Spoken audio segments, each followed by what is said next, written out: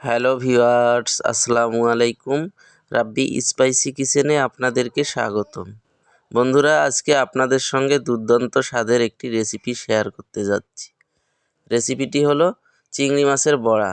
A to Z রেসিপিটি দেখার আগে আমার চ্যানেলে যারা নতুন এসেছেন, চ্যানেলটিকে সাবস্ক্রাইব করে পাশে থাকবেন। আর যারা সাবস্ক্রাইব করেছেন আপনাদেরকে অসংখ্য ধন্যবাদ। চলুন দেখে নেই সুন্দর এই রেসিপিটি তৈরি করার জন্য এখানে চিংড়ি মাছ নিয়েছি 250 গ্রাম। মাছগুলোকে ভালোভাবে ধুয়ে পরিষ্কার করে নিয়েছি। এরপরে এখানে নিয়েছি মুসুর ডাল 250 গ্রাম। ডালগুলোকে আগে থেকেই ভিজিয়ে রেখেছিলাম। এগুলোকে এখন বেটে নেওয়ার পালা। সর্বপ্রথমে শিলপাটার মধ্যে মাছগুলোকে বেটে নিব। দেখুন, মাছগুলো ভালোভাবে ফিনিশিং করে বেটে নিতে হবে। এরপরে ডালগুলোকে সেমভাবে বেটে নিতে হবে ফিনিশিং করে। না টেনে পুরো ভিডিওটি দেখতে থাকুন। একে একে সমস্ত উপকরণগুলো আমি অ্যাড করব। দেখুন, ডালটা ভালোভাবে ফিনিশিং করে বেটে নিচ্ছি। বেটে নেওয়া হয়ে গেলে একটি বাটির মধ্যে এখানে নিয়েছি আদা রসুন বাটা 1 চামচ এবং নিয়েছি জিরা বাটা 1 চামচ, 4টি পেঁয়াজ কুচি করে কেটে নিয়েছি এবং 5টি কাঁচামরিচ কুচি করে কেটে নিয়েছি।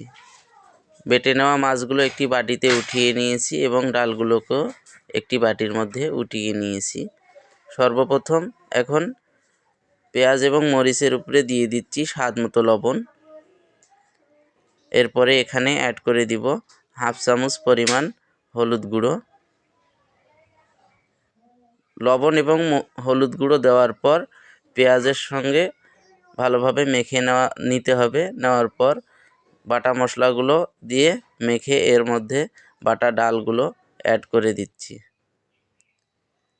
দেওয়ার পর ডালের সঙ্গে সমস্ত উপকরণ মিক্স করে নিতে হবে। প্রথমে মিক্স করে নেওয়া হয়ে গেলে এরপরে বেটে রাখা মাছগুলো দিয়ে আবারও ভালোভাবে মিক্স করে নিতে হবে।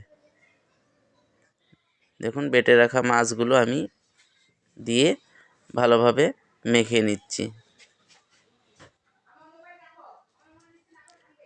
সুন্দর এই রেসিপিটি বাসায় আপনারা একবার হলেও ট্রাই করবেন। অনেক টেস্টি ও সুস্বাদু হয়ে থাকে এই রেসিপিটি।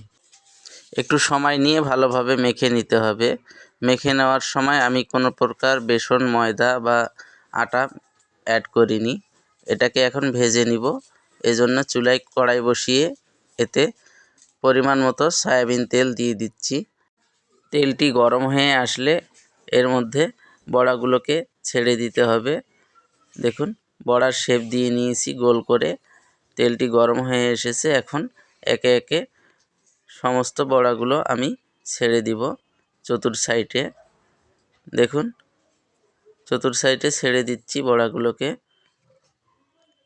এগুলোকে ডুবোনো তেলে ভাজলেই বেশি ভালো হয়, এতে করে বড়াগুলো মুসমুসে হবে। এ সময়ে চুলার আঁচটাকে মিডিয়াম ও লোয়ের মাঝামাঝি রাখবেন। আঁচটাকে বাড়িয়ে রাখলে নিচে পুড়ে যেতে পারে। এজন্যই মিডিয়াম ও লোয়ের মাঝামাঝি রেখে একে একে সমস্ত বড়াগুলোকে ছেড়ে দিয়ে এরকম উল্টিয়ে দিয়ে নেড়ে ছেড়ে ভেজে নিতে হবে। দেখুন, লাল লাল কালার হয়ে আসলে বুঝে নেবেন আপনার বড়াটি ভেজে নেওয়া সম্পূর্ণ হয়ে গেছে। দেখুন, বড়াগুলো কালার চলে এসেছে। এগুলোকে এখন আমি উঠিয়ে নিব।